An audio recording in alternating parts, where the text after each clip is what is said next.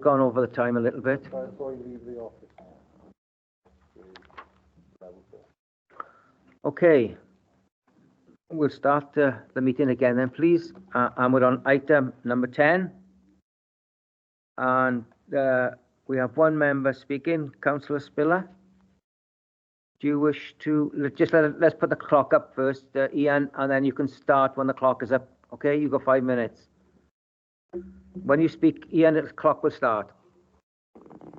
Thank you, Chair, and thank you, members of the committee, for your consideration of this application. I've come here today to support the applicant in what is a widely supported application locally. The proposal or the development that's in situ replaces what was an external storage area which was unsightly to many of the neighbouring properties. You'll note through obviously the officer's recommendations that this has been recommended for refusal due to the alien nature of the cladding material that has been used within the construction. I would suggest that this actually adds to the local street scene rather than detracting from it, but that obviously is a subjective matter. But I think what's not subjective is the neighbours' recommendations or the neighbours' comments, and I think that we have to give some weight to those. Within the pack that you're looking at today, it's stated that representations were received from numbers 15 and 16 Llwyn Cork. Actually, recommendations were submitted from 15, 16, 17, 18, 19 and 21 Llwyn Cork, all in support of this application, along with Llalliston Community Council being the local community council in the area. Now, you will note from the design, obviously from the front edge as you're looking at it, it looks quite imposing. In actual fact, the properties on Broadlands, due to the topography of the land, actually you have many house walls externally that are facing the road edge, including my own property, which is at a considerable height, similar to what you're looking at here today. So I would ask that members please look at this on an individual basis, but I would like them to take into account the comments specifically in the neighbours' recommendations by Mr. Alan James, who wrote to the authority. His living room window is facing this property, and he pointed out that he believes that it would have a greater effect on his property than anybody else's. He watched the applicant build the structure and discussed it in detail with him, and can say that it's been built completely professionally, in his opinion, and is much more aesthetically pleasing to the eye than it was previously, with just a raised area belonging to the applicant where various equipment and storage was visible to the eye. Both his wife and himself have a strong opinion on the matter and feel the structure should remain as it is in fact beneficial to us. And should we wish to sell our property in future, the outbuilding is much more aesthetically pleasing. And he's also aware that all of the immediate neighbours who could be impacted feel exactly the same way. This is the reason why I've asked for the committee to obviously oversee this or review this application, because I feel that the consideration of the neighbouring properties really isn't being taken quite as considerately as it should have been. I'm also concerned that the design statement which was submitted wasn't actually included within the report deck that you have today. And there are two parts of SP two that I think do need to be considered, and that's with the structure itself has no negative impact on the amenity of nearby neighbours in terms of either visual, noise or pollution. And likewise, the structure actually encloses or protects an area previously used as bin storage and grey plastic bin storage that actually was allowing a mess to the street scene, if you like. Because the fact it's on a hill, all of that was literally being blown down the road continuously. I won't take up any more of your time today, but I would thank you very much for your consideration. Thank you, Chair. Thank you. Has anybody got any questions? Oh, the officers, Rodri, sorry. Thank you, Chair. This application seeks consent for the retention of a single-storey outbuilding to the side of 3 Llwyncorch Broadlands. It is referred to the DC committee at the request of the local ward member who has just spoken in support of the scheme. As advised in the report, Note 11 of Supplementary Planning Guidance Note 2 on household development states that the form, materials and details of extensions and alterations should match or harmonise with those of the existing house. The outbuilding is attached to the prominent gable end of the house. It has a flat roof and does not match the materials of the house or the boundary wall it is attached to. It is completely different to the existing property in terms of its boxy design, timber effect composite cladding finish, and lack of any discernible features, openings or detailing.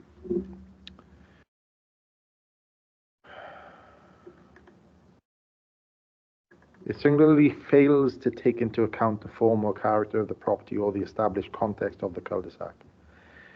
This is unfortunately accentuated by its prominent position immediately adjacent to the public highway and directly opposite a well-used right-of-way to the south, which leads to the remainder of the estate. The shopping centre and the public open spaces like a play area and multi-use games area. Members will note that other dwellings in the immediate area, including this property, have been altered and extended. However, they are modest additions in keeping with the host property and estate. The outbuilding, as built, was not the subject of a pre-application inquiry and was investigated following an enforcement complaint, which obviously goes to show that not all neighbours are too keen on the addition. It is objectively a poorly designed, overly prominent and incongruous feature, which has a significant detrimental impact upon the appearance and character of the existing property and the visual amenities of the cul-de-sac, completely contrary to national and local planning policies and guidance. To conclude, the outbuilding is simply unacceptable in its current form and, if allowed, would lead to similar substandard proposals in a well-designed housing estate. This would undermine your recently adopted local development plan and would directly contradict advice contained within the Council's SPG. It is strongly recommended that members support the officer's recommendation to refuse this retrospective application. I will, at your agreement, Chair, I will show members some photographs of the site to give them a bit better understanding of what we're looking at. Please do.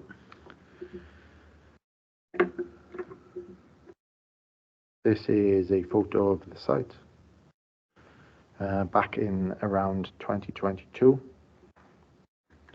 Gateway wall, any materials to avoid them being blown down onto the street would be stored behind the gate. What we've got now is this sort of brown flat roof box outbuilding. It's not accessed from inside the dwelling, it's only accessed from the rear garden. As you can see there are no openings or clear openings. There's nothing breaking up that mass. It's not in keeping with the brickwork of the house or the wall. As I go down, that's it from a slightly further distance away. So as you can see there, members, it is in a very prominent position, not tucked away out of sight. And this is what you see as you're coming in off that public right-of-way to the south of the site. So it basically, as soon as you exit that right-of-way, that's the first thing you see in the street scene. And as I mentioned in the presentation, property is there, siding onto the highway. The public footpath leads from the Llangefydd Arms, the pub, shopping area, and the public open spaces to the south. So this right-of-way is well used. Thank you, Chair. Thank you for that report, Rodri. Councillor Clark, please, you first. Thank you, Chair. On this occasion, I totally agree with the officer's recommendation that this structure is incongruous in the street scene. And it seems to me to be a large, quite a large structure. And from the views that we were getting from the photographs, I don't know whether it would affect vehicles coming round that bend. And it certainly stands in a very prominent position within the area. So I'm quite happy to go along with the officer's recommendation. Thank you. Thank you for that, Councillor Clark. Councillor Griffiths, please. I'm looking to ask for the clarity of what we're considering this building to be. It seems to be a large shed attached to the side of the front of the house, rather than. So I'm not sure whether we're seeing this under regulations as an extension to the property, or are we seeing it as a shed and an outbuilding. And I know that there are regulations about the height of outbuildings that are attached to buildings themselves rather than being freestanding in the garden. But I'm just seeking clarification on which rules apply to this particular monstrosity. Thank you, for Simon. We'll get clarity on that now. Rodri, please. Yes, thank you, Councillor. Thank you, Chair. Yes, there are certain works you can do, outbuildings you can do in your domestic property, in your curtilage, without the need for planning permission. In this instance, this needs it because it's projecting closer to the highway than the house itself. So whilst it is an outbuilding, it has the appearance of an extension because it is physically attached to the wall and the gable end of the property. There is an outbuilding in the back garden as well. From the planning history on this site, the garage was converted as well. So there's been a lot of development on this particular plot. And unfortunately, the applicant in this instance did not seek our advice before cracking on with putting up this outbuilding. So we didn't have the opportunity to advise them of the unacceptability of this proposal. And as I mentioned, it was the subject of an enforcement complaint, which we investigated and advised that planning permission was required for this addition. Thank you, Chair. Thank you for that. Councillor Pratt, please. Yeah, thank you, Chair. Yeah, no, this is another quirk of planning, I suppose, and how we conduct ourselves here. There's no sort of in between. You either approve something or refuse it. So it can be deemed a bit brutal at times. But yes, I mean, I would agree that it isn't in keeping. Basically, it's a different colour to everything else. So if the applicant had come to pre-planning advice, what advice would you give? You know, I mean, is this, if to get this approved, is it simply a matter of colouring it, painting it the right colour of the brickwork or something like that? Or, you know, is it because it's edging out onto the pavement? Is that an absolute no-go? You know, or so does he have to push it back in? It's basically, if this was my house and I wanted to build that, if I came to you with pre-planning advice, would it be a flat no from planning officers, or would there be substantial advice to get this approved? Thank you, Chair. Thank you. Rod? Thank you, Councillor. Thank you, Chair. First of all, it's probably useful to advise that we don't offer design advice. We don't design it for the applicant, but we do comment on a scheme that's submitted for consideration. So it would be up to the applicant to come in with something more suitable, and then we comment on that. But using your hypothetical, if something came in that had didn't have a flat roof, perhaps had a lean-to element to it, constructed of brickwork with openings that broke up that mass of wall and cladding on that element, then that is something that we would look at. But unfortunately, this is the application that's been submitted, so we have to determine it on the basis of what's been submitted. We cannot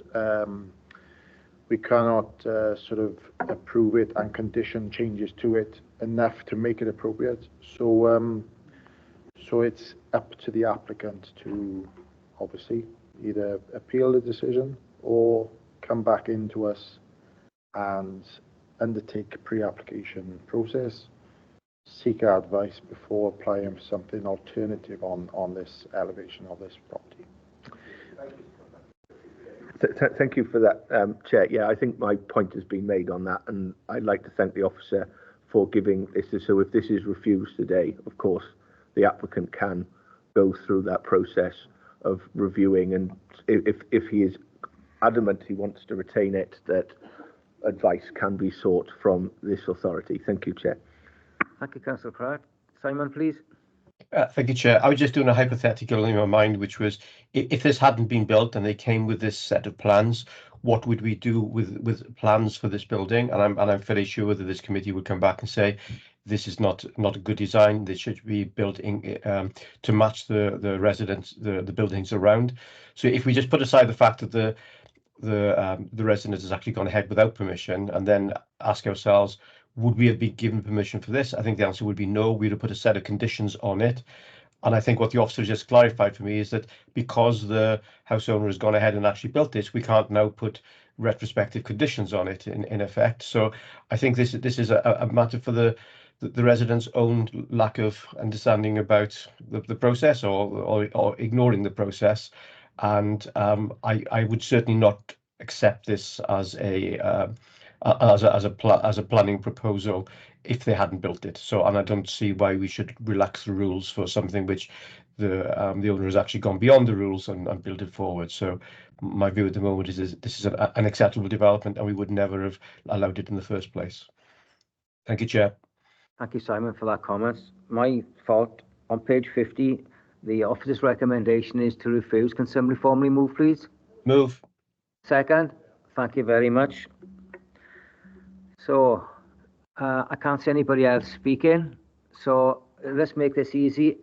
All in favour of the application, please say yes. Yes. Oh, sorry. No. Oh, right. Okay.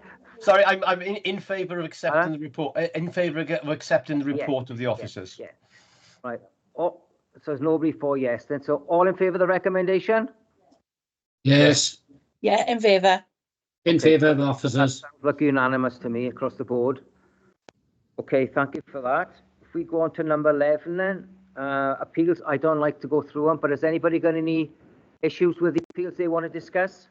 Or is everybody happy with that? And we can just note it. Okay, thank you for that. We'll just note it. If we go on to item 12, which is a very important point, and I'm going to hand over to Rodri. I hope everybody's read this because this is an important briefing note for us. Yeah, go on, Rod. Jonathan, sorry. Thank you, Chair. Yeah, members will be aware that we have a special Development Control Committee meeting scheduled for the 29th, Monday, the 29th of April. So you have been advised of this. And you may also recall that we took a report to this committee back in September last year, where we members agreed to hold a special meeting for this particular application. And this application is application 23218 FUL, and this is for the development of a hydrogen production facility and associated solar farm. In view of the high level of public interest, members agreed that we should look at this as a special meeting, as a standalone item on a special agenda, and we did agree an outline of how that application should be assessed and determined. Now, in the report in front of you, members, you will have a draft timetable for the events on that day. So this starts at 9:15 in the morning, which is a briefing for all committee members in the council chamber. And I believe the chair will want to reinforce the point that I think it's important that members, where unless it's absolutely essential that they can't, that they turn up in person for this particular application. And the case officer will give a briefing on what is being considered and what the procedure will be for the site visits.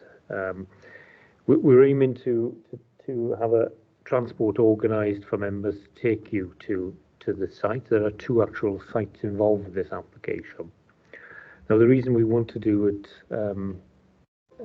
one transport, and we have done this in the past where we've had special planning meetings. The reason for this is that everybody will arrive at site at the same time, and members won't have to worry about parking their car and having to walk to some parts of the site. There's a potential for members to be approached by objectors, possibly, and we want to try and minimise the risk to members of being approached and members being put in a position where they may be forced to say certain things or clarify facts. So for members to be aware, you must keep an open mind before you come into the chamber to debate and determine a planning application. So the first part of the site visit, I should add you that the transport situation has not been resolved yet, and we're working on that, and we will keep members informed as to whether there is a bus. We are available to get a bus, or whether you'll have to make your own way, but we will keep members informed of that. The first site visit would be to the Bremenian Industrial Estate, which is where the hydrogen plant itself will be situated, and members have the opportunity to view the site and its surroundings. And the second site visit would be to Bryn Cethyn, where the solar farm site will be. Now, the 2 elements of that scheme are linked. The solar farm will provide the power to run the hydrogen plant, which gives it it's the idea to give it the green hydrogen credential, so it's not using grid electricity. So that's why there's 2 different elements to the scheme. After the site visits, we will return to the civic offices. We're just to make stress an important point is that we will be rigidly following the protocols for the site visits for members. It is likely that there are going to be objectors there. There will also be members of the public that have indicated that they wish to speak as well, and they will be given an opportunity to point out issues at the site visit as well. The meeting itself, the committee meeting itself, then will be at 2 p.m. In the council chamber, in here, and then we will debate and determine that application. There's something else we need to update members on as well. This won't be the only application that we will have to consider on that day, but I'll come to that later. The timings are approximate at the moment, because we can't guarantee that the site visits will go to time. So there may be it may be that we come back to the civic offices later, but the committee meeting is fixed for 2 p.m. on that day. And advise members to bring packed lunch and some refreshments. It may be quite a busy and hectic couple of hours. So, as I mentioned before, the chair has requested, and chair may wish to reiterate this point, that all committee members attend a briefing. and that we try to avoid travelling to the site independently. Again, we will update members on the transport arrangements for that.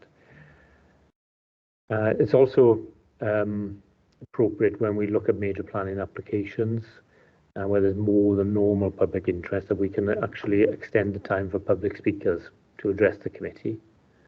And in this case, if you look at the recommendation, in order to allow for consideration of more complex matters, we have allowed a maximum of 3 public speakers with 10 minutes each to make their points. Now, this we would normally say 10 minutes for a number of public speakers, but in view of the number of objections, we are asking members whether you're happy for us to extend that to 10 minutes per speaker. Local members will also have the opportunity to address committee, as will the relevant community council, and also the applicant will also be able to address the committee. Now, with the ward members, then the normal 5 minutes will apply, and the same will be applied for the town and community council. Now, that would mean, in logistical terms, that means the first hour of the meeting is going to be public speaking. Now, members need to be prepared for that, but in view of the large volume of objections, we think it's important that members of the public and those that are potentially impacted by the development will have the opportunity to put their points across. It may be that there may be some repetition in that, but that's part and parcel of allowing public speaking. Members should also be aware that the application is subject to a call-in. Now, a call-in request has been made to Welsh Government, and this is where somebody has asked Welsh Government to step in and determine the application. And this is a legitimate procedure in the Welsh planning. And anybody can make that request. I don't know who it was or where it came from, but that request has been made to Welsh Government, and Welsh Government have now issued a holding direction on this application. So this means Bridgend, as a local planning authority, cannot approve the application at the moment while that holding direction is in place. It can actually refuse planning permission, but it can't actually approve planning permission. Now, the procedure for us as a planning authority is, once we have formulated the recommendation and prepared the report, we can send that to Welsh Government, and Welsh Government will then decide whether they wish to call that application in for determination, or whether we will lift the holding direction and Bridgend, as a local planning authority, can make that decision. Now, that may happen before the committee meeting, but it may not. We may not get that notification in time for the meeting. Where this has happened before, and it did happen with a couple of the large wind farm applications we dealt with quite some time ago now. Welsh Government, once they'd seen the officer report, came back within a matter of days and indicated they did not wish to call it in. So I'm expecting the decision will be fairly swift after the Welsh Government officials have received the report. In the event that the holding direction is lifted in time for the 29th, then it'll be open to this committee to approve or refuse the application. If, however, we don't have indication that the holding direction has been lifted, then members can refuse planning permission, but they would not be able to approve, and in which case members will be asked to indicate whether they would be minded to approve. So not actually make that decision, but they would be, whether members are happy with the recommendation, will be minded to approve. There's another scenario, if Welsh Government indicates that the application is to be called in and determined by Welsh ministers, then we will be unable to refuse it and unable to approve it. And in which case, members will still be able to indicate whether they were minded to approve or refuse. So there's several different scenarios. We don't know until the day what's likely to happen. So if that wasn't complicated enough, there are we've also been requested to consider. We'll bring this up on urgent business as well. We've also been asked to consider another application on this day. The request it wasn't here in time to put into a report format, unfortunately, for members. But members that were on the site visit to the Grand Pavilion yesterday will be aware that there is a planning application with the authority that has to be considered as part of the refurbishment of that particular building, and it's quite an urgent application, and it's been requested that that application also be considered on this date, and that will be for members to decide, and we will discuss that under the urgent business agenda item, Chair. Right. So it just adds a further complication to the day. So the recommendation before you members for this particular item is that we agree to the special planning committee meeting, development control committee meeting rather, and that is held on the 29th of April, and that's to determine the planning application P/23-218 full, and the format of the day is as per the timings indicated in the report where possible. And any changes that we would to that timing that we would have to agree.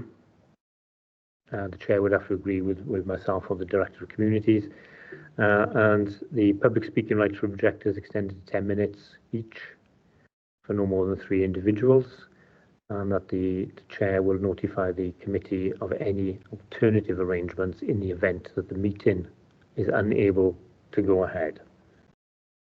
And we'll endeavour to keep you informed of that. So that's the recommendation, Chair. Thank you. Thank you. Well, you've all listened to Jonathan. You've seen the recommendations in front of you. Are you? Oh, sorry, right, Nora. Thank you. I just wanted to ask regarding the objectors. You mentioned, Jonathan, that there were a number of objectors and that 3 will be speaking at committee. Have the number of objectors been encouraged to get together, so to speak? That's generally what we do when we send out the letters about public speaking. There is a paragraph, I believe, in there that says you may wish to collaborate. Or it could be that the objectors each have a different topic, so it minimises repetition. But that's something we would happily support. Mark? Yeah, thank you, Chair. I thought I was confused before, but having listened to what Jonathan said, I think he's fried me. You know, I'm stuck with the wording of we minded to pass it or fail it, or it'll go to Welsh Government. I know Jonathan has put it over as probably as basically as he can, but I'm just still confused over basically what he's said. Thank you, Chair. We'll go back over that now for you, Councillor John, just to make sure you can perhaps grip it the second time. It is complicated, but I think the more you go over it, it's easier to understand. Yes, it is complicated, and as I mentioned before, there's been a request for this application to be called in. Now, a call-in procedure is where the determination of a planning application is taken out of the hands of the local planning authority, and it is determined, in our case in Wales, it's determined by the Welsh ministers. So what will happen is a report will go to the Welsh minister, or whoever the minister is at that time for planning, and they would make a recommendation or a decision on that. Now, that decision has not been made yet. So although the request for the call-in has come in, it has not been agreed that that's the procedure that's going to be followed. Yeah. So what we have at the moment is what's known as a holding direction. So Welsh Government has issued this direction to us as a planning authority and said that because somebody has asked for this application to be called in, you cannot approve it, but you can refuse it. Okay. That's the rules. That's what's in front of us. So at the moment, as it stands, at this point in time, we couldn't come to you members with a report that says we wish to, the recommendation is for approval, but we could bring a report that says refusal. However, again, complicating matters, if Welsh Government subsequently decides that they do not wish to call in the application, then we can take a report to you members and say we'll either approve or refuse. We can do either option. If Welsh Government subsequently decide that they wish to call in the application, then we can neither approve nor refuse. But we can tell Welsh Government what we would be minded, what we were minded to have done had we had that power to do so. But we can't make a decision on it because that decision has been taken out of our hands. We may not know whether this application is going to be called in or not by the 29th. So if the holding direction is still in place on the 29th, then, and we've not been told that it's been called in, then we can't approve, but we can refuse. If, however, this is getting confusing for myself now. If, however, Welsh Government want to call in the application, we can still have a meeting and members can still indicate to Welsh Government whether they're minded to approve or refuse. But if it's called in, we can't make a determination on it. That's the important thing for members to understand. If it's not called in and the holding direction is removed, we can either approve or refuse. Do you get that now, Councillor John? Is that a bit easier for you on the break? I think we'll just skip over that bit and we'll come to it at a different time, Chair. Thank you. Okay, thank you. Okay, Councillor Griffiths, you're first. Simon? No, I'm still confused, like Councillor John, I think. I'm struggling to see the point of us having a meeting if the only thing we're allowed to do in the meeting is to reject it. And if we reject it, the Welsh Government are likely to call it in and then reverse the decision. That's, or would be able to do that. If we are minded to approve it, we can record that we minded to approve it, but we can't approve it, which means that if Welsh Government then subsequently decides not to call it in, we then have to have another meeting to actually approve it, at which point we may decide we don't like it anymore and we then reject it. This seems to be a very difficult situation for us to be able to have a meeting at this point. And I do wonder, and I know a lot of planning has gone into this already, and I hate suggesting this, maybe April the 29th is not the right date to have this until Welsh Government has made its mind up.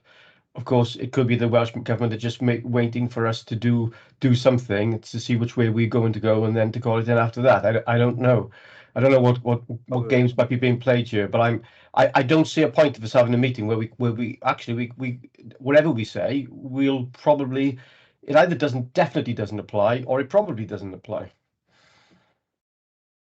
Yeah, I accept it's not straightforward, Councillor, but this is how it works, unfortunately, where another authority has been approached to take this out of our hands. I still think that we have to plan for meetings and we have to do this weeks in advance, and we can't just pluck dates out of the air, unfortunately. So we put a date forward. It may not go ahead at all. We may not be in a position to make a recommendation at that point, but we have to get that date at least in the calendar, because it could be, once we go into May, we got there are other civic mayoral years going on. We won't be able to bring this back to you as a special meeting probably until June, maybe later. So we have to get that date in the calendar. Yes, it is annoying. It's annoying that we can't make a decision on a certain aspect, even if we wish to, but that's because somebody has requested this application be called in, and that's a legitimate planning process. What we can do is, if we're not allowed to approve under the holding direction, we can say we're minded to approve, and the resolution will be we approve once the holding direction is lifted. So we don't have to have another meeting after the 29th. So that will be one of the recommendations. If, however, we are not allowed to approve or refuse, then I think it's important that this authority indicates to Welsh Government what we would have done. Otherwise, Welsh Government have got to know that. No. That's the procedure. It's complicated, it is confusing, and we don't know where we're going to be probably until a couple of days before that meeting. But that's where we are. If members are not in favour of having a meeting, then that's for you to decide. Can I just come in before you come in, Laura? Look, Simon, I think what we have to do is, as what Jonathan's just said, we have to put it in the diary. Because if we don't, and we don't make a decision, then we're going to be in a bit of a pickle ourselves. So I'd rather that it goes in the diary. If it has to be all did thereafter, well, we can do that. But let's get it done and dusted if that is the case. Nora? Thank you. So when this application comes to committee, first of all, Jonathan, am I right in thinking there's going to be, the recommendation will be a couple of things? Like refusal, whatever. Because I think you mentioned when you were explaining, the very first time it comes to us, we can refuse it. But what is the planning department going to come forward with as a recommendation? Do you understand what I mean? Yeah, we don't know what the recommendation is yet. The application is still in process. So I can't say we are recommending any particular course of action at this present moment in time. But a lot will depend on what happens with the Welsh Government's holding direction. And we should know that in time for that report to get to members. But the timing is going to be very, very, very tight. So it may be that that recommendation may change between the report going out and coming to you as members. Because we may not get notification that the holding direction has been lifted by that particular time. We have to work on the assumption that it will, but we don't know.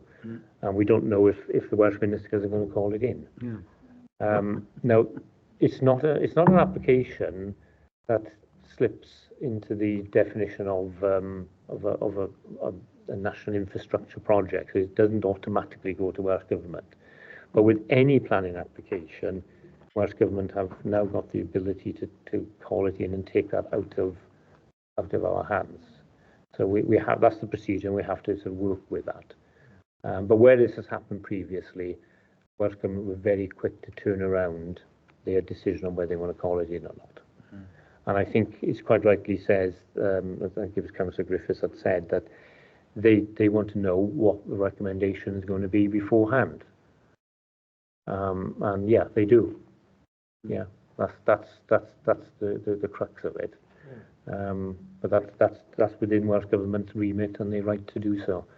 So it's a little bit of a mess, and I agree with that we don't actually know what we're going to bring to you on the 29th.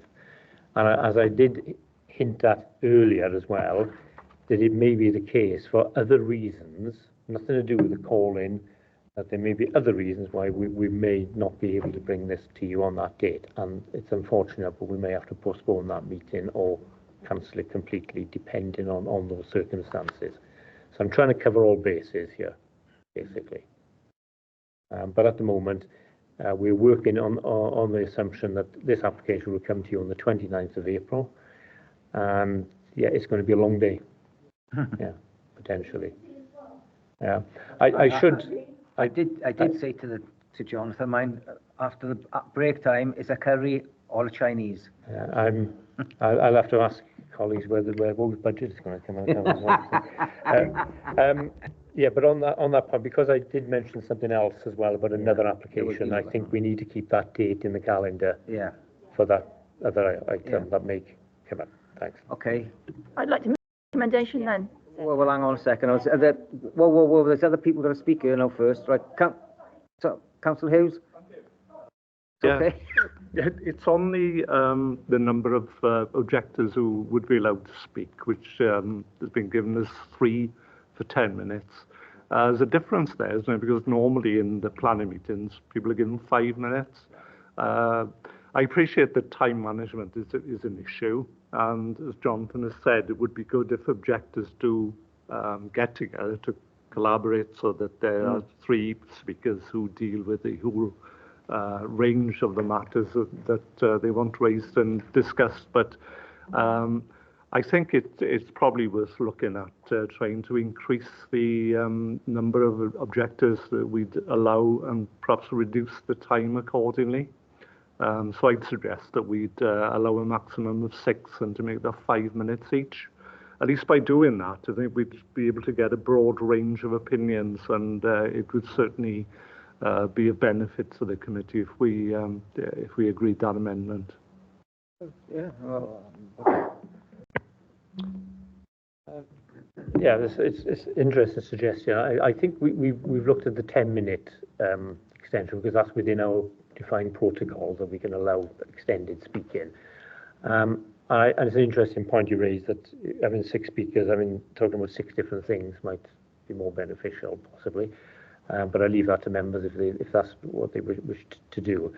But I think from where we were coming from as officers, we know that there are objectors that have come from the industrial estate itself who operate businesses. There are objectors that are residentially based, and there are objectors that have more general issues. So I think we cover the 3 sort of broad areas of objection on transport, for example, and vehicle movement. So that may be covered under one 10-minute slot.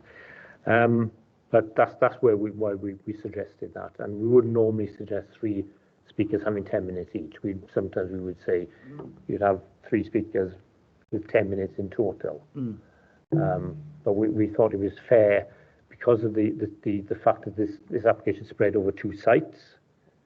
That it's there's not just one site. There's 2 different elements to it. We thought it was fair to allow up to 3 speakers with that 10-minute. But I'm open to you members if you wish to suggest alternatives or agree alternatives.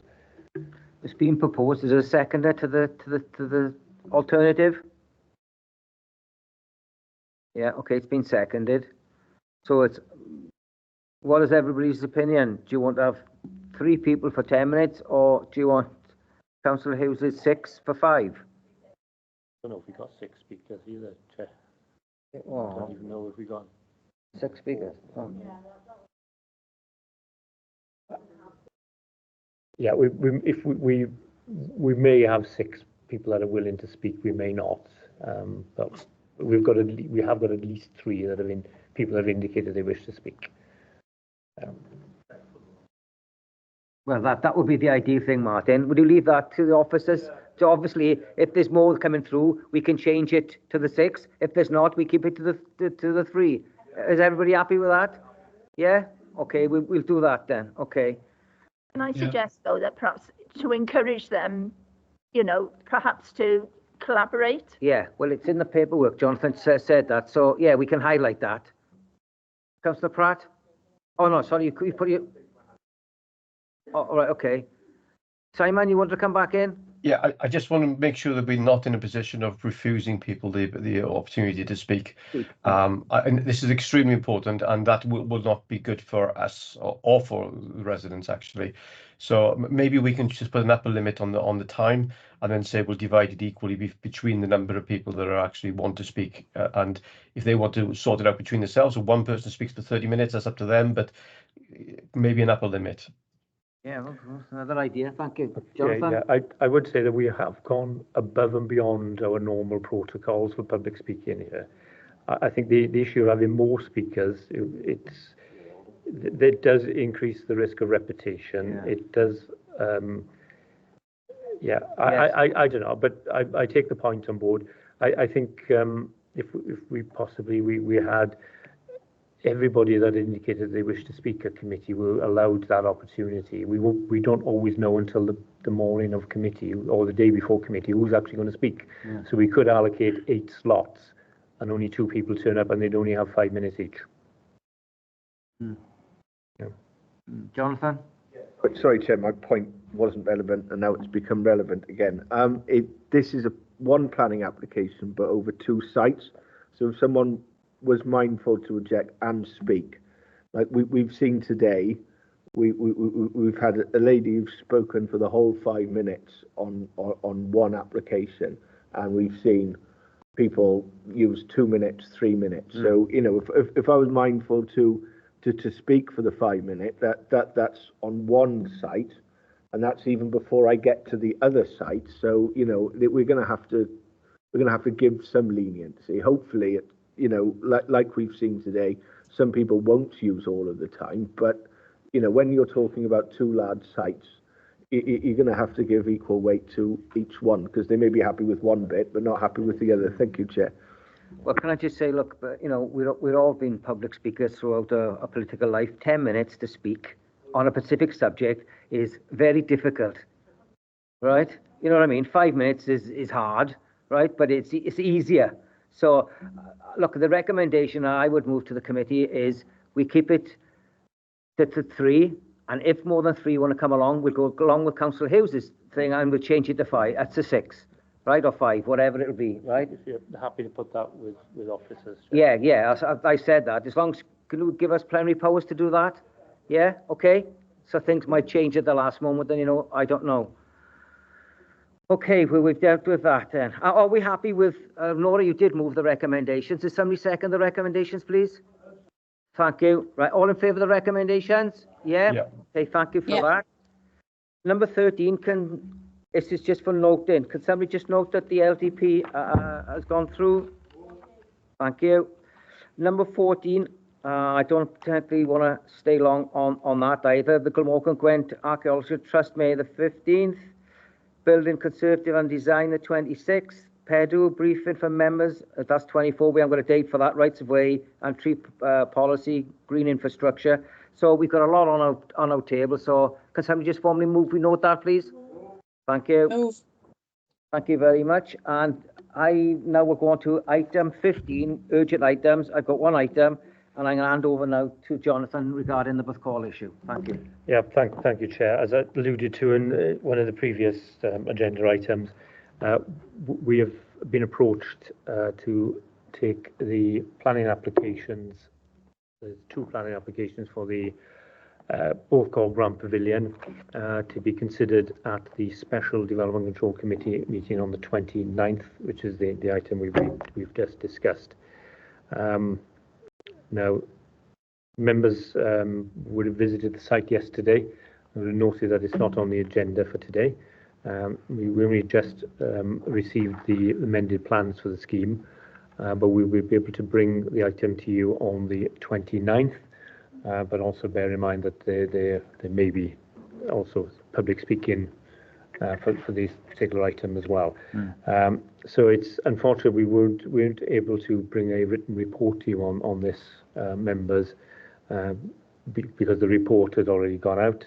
But the request is that we consider the Bethcall Grand Pavilion applications. I don't have the numbers to hand, unfortunately, at the special meeting on the 29th of April. Yeah. Obviously, it's an important issue that we have to deal with, and Jonathan's bringing it to committee. Obviously, it has to be dealt with because there's a time frame on it as well. Okay, is everybody happy with that? Yeah? Councillor Hopkins? Thank you, Chair. Is there any way we could schedule another special meeting in? Because are we going to be able to consider both the High Bond and the pavilion? You know, the High Bond thing looks as if it's going to go on for considerable hours.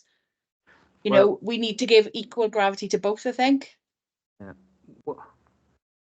Well, yes. Look, we have said we'll have to stop for a break after the Bond one anyway, right? Because I think that's going to take a while. So the 2 on the same day, as I've suggested, it's going to be a long day, Joanna. So, you know, we have to deal with this one as a matter of urgency because of the time. Are we going to be able to get it done though, Richard? That's my problem. Are we physically going to be? I don't think we can give them enough consideration side by side on the same day. I mean, I personally, I don't know how everybody else feels. I don't mind turning up to another specially called, you know, I think they're both really important applications. And I can see I've got a bit of support. Thanks, Mark. Jonathan? Yeah, I think I agree. They're both very important development proposals. I think one is probably a bit more controversial than the other. I'm not saying much, but I think the problem would be is actually getting a date for a special committee meeting. Members' calendars are very, very full, and we appreciate that.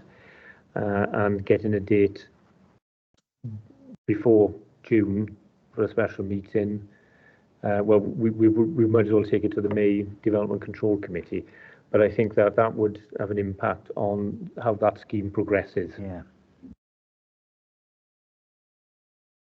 Unfortunately, Joanna, this is out of our hands. Unfortunately, this is a government grant, and we have to deal with it. So we have to deal with it on that particular day. Jonathan?